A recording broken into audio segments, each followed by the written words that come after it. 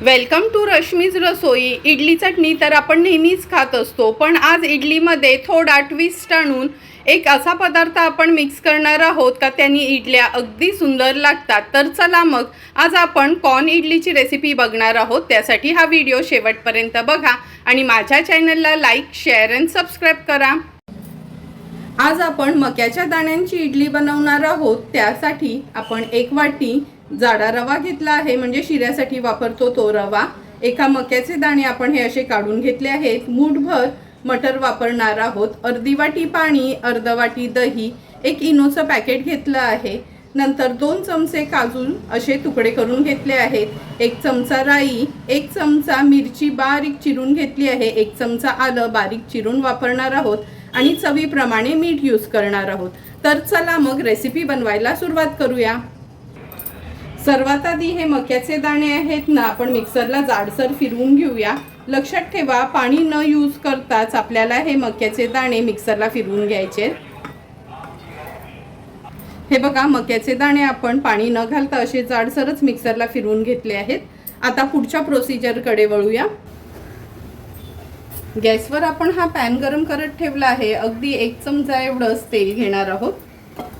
तेल थोडं गरम झालं की आपण ह्याच्यात फोडणीला राई घालूया चमचाभर। गॅसची फ्लेम मी आता लो करून घेते।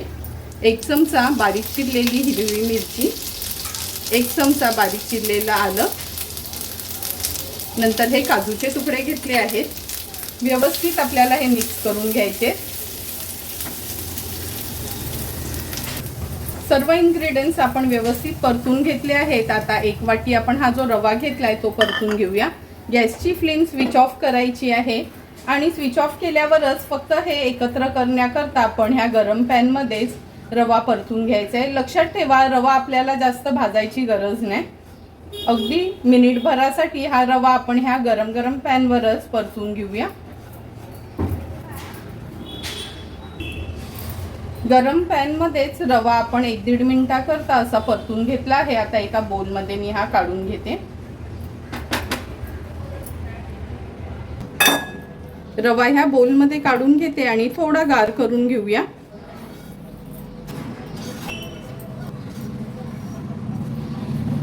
रवा थोडासा गार झाला आहे, म्हणजे असं पण आपण फक्त गरम पॅनमध्येच त्याला परतून घेतला होता। आता हे जे कॉर्न आपण मिक्सरला फिरवून घेतलेले ते ॲड करूया। हे बघा, पाणी न घालताच किती झटपट असे हे क्रश झाला आहे कॉर्नचा। ह्याच्यामध्ये आपण अर्धा वाटी दही घालणार आहोत।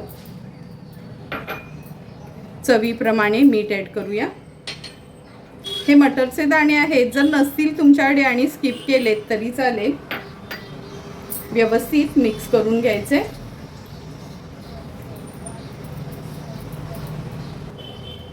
आता आपण ह्याच्यात अर्धा वाटी पाणी घालणार आहोत, पण ह्या मिक्सरच्या भांड्यामध्येच मी पाणी घेते।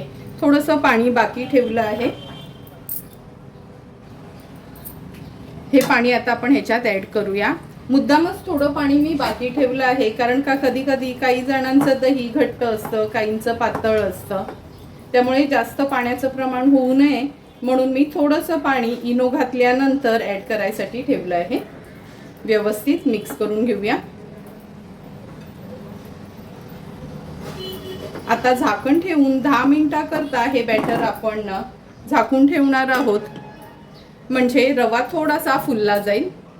जोपर्यंत आपलं बॅटर थोडं सेट होते तोपर्यंत आपण ह्या इडलीच्या भांड्याला तेलाने ग्रीस करून घेऊया। आज मी ह्या ना छोट्या छोट्या अशा मिनी इडल्या बनवणार आहे, म्हणजे मुलांना पण थोडंसं असं अट्रॅक्टिव्ह वाटतं का रे मम्मीने आज काहीतरी वेगळं बनवलंय। तर चला, सर्व ह्या प्लेट्सला मी तेलाने ग्रीस करून घेते।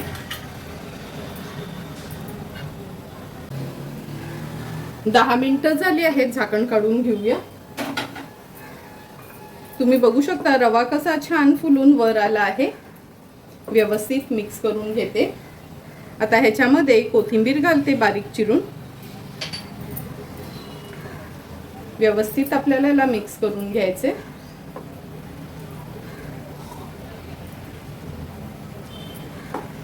किती सुंदर हे बॅटर दिसते। आता आपण ह्याच्यामध्ये 1 पॅकेट इनोचं ॲड करणार आहोत। थोडंसं पाणी घालूया, जे पाणी आपण शिल्लक ठेवलेलं ते पाणी ॲड करते आणि हे बॅटर व्यवस्थित मिक्स करून घेते।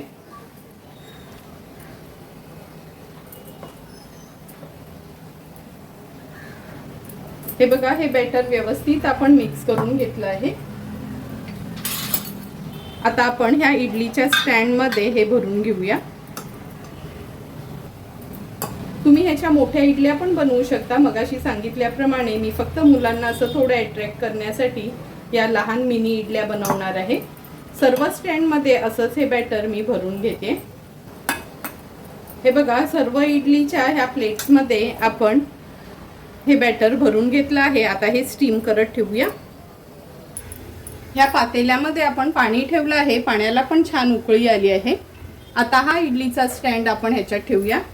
झाकण ठेवून ह्या इडल्या 10 ते 12 मिनिटांसाठी आपण वाफवून घेणार आहोत हाय फ्लेमवर। 10 मिनिटं झाले आहेत।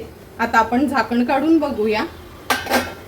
ही बघा, एक टूथपिक घेतली आहे, पाण्यात डिप करून पूर्ण क्लिअर निघाली आहे, म्हणजे आपल्या इडल्या व्यवस्थित वाफल्या गेल्यात। आता झाकण ठेवते आणि गॅसची फ्लेम स्विच ऑफ करते। थोडं गार झालं का आपण ह्या इडल्या काढून घेणार आहोत। हे बघा, इडल्यांची वाफ पण एकदम कमी झाली आहे, म्हणजे आपण हात लावू शकतो असं। आता ही एक प्लेट काढून घेऊया। सुरी घेतली आहे, सुरीने अलगद हाताने आपण ह्याला मोकळं करायचं आहे। तुम्ही बघू शकता किती सुंदर अशी आपली ही इडली वाफली गेली आहे। आता ह्या प्लेटमध्ये मी ह्या काढून घेते।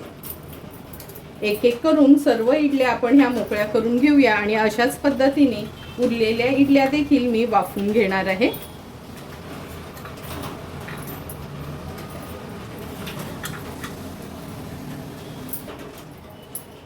हे बघा, किती इझिली ह्या इडल्या निघतात, थोड्याही चिकटल्यात नाही, अगदी परफेक्ट अशा आपल्या ह्या इडल्या तयार झाल्या आहेत।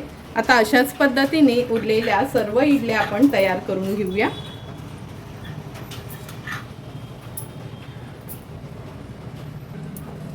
थोड्या थोड्या करून सर्व इडल्या आपल्या अगदी व्यवस्थित तयार करून झाल्या आहेत। आता ह्या तयार झालेल्या आपल्या ह्या मिनी कॉर्न इडल्या आपण ह्या खोबऱ्याच्या चटणी सोबत हे बघा सर्व करणार आहोत। तर चला मग सर्व करून घेऊया। सुंदर अशा तयार झालेल्या आपल्या कॉर्न इडल्या आपण ह्या खोबऱ्याच्या चटणी सोबत सर्व करणार आहोत। तुम्ही बघू शकता किती सुंदर टेक्स्चर, कलर आला आहे ह्या इडलींना आणि जेवढ्या ह्या बनवायला सोप्या आहेत ना, खायला पण तेवढ्याच टेस्टी आहेत। तुम्हाला पण जर मी बनवलेल्या ह्या इन्स्टंट अशा कॉर्न इडल्यांची रेसिपी आवडली असेल तर तुम्ही पण नक्की मुलांच्या सुट्टीसाठी खास या इन्स्टंट इडल्या घरी ट्राय करा आणि मला कमेंट करून सांगा की तुम्ही बनवलेल्या ह्या कॉर्न इडल्या कशा झाल्यात ते। जर तुम्हाला मी बनवलेल्या ह्या इन्स्टंट कॉर्न इडलींची रेसिपी आवडली असेल तर नक्की माझ्या चॅनलला तुम्ही लाईक, शेअर अँड सबस्क्राईब करा। Thank you for watching my video.